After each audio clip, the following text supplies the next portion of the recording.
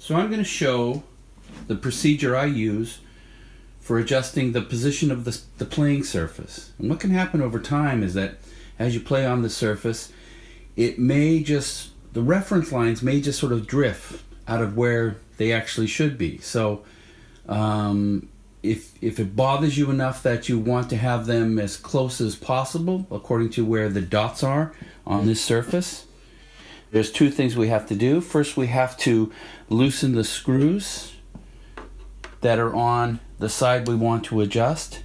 And then in the second part of this video, I'm going to show you how I do the adjustment by moving the surface in one particular direction. So we should have a screwdriver that mates really well with the head of the screw, because sometimes these screws can be quite tight. Make sure it's got good contact. You don't want to strip these heads. So on this side that you're working on, just loosen the screws. Don't take them out. We don't want to go into that, but we just want to loosen them up.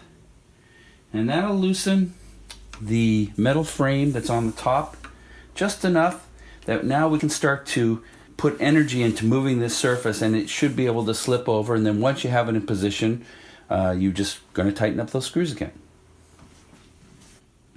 Okay, so now I've repositioned the camera, and I can see that right here, this G sharp, it's a little bit too much to the right, and what I want to do is pull it over to the left.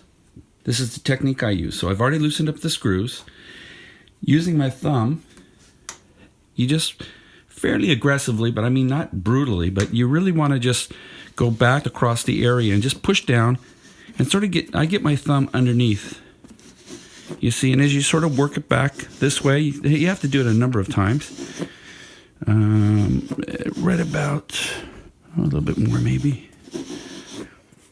And that's pretty good there. So if there's nothing else I want to adjust and everything else looks fine, just go ahead and tighten up those screws again. Do not over tighten, you want them to make good contact, but definitely do not over tighten.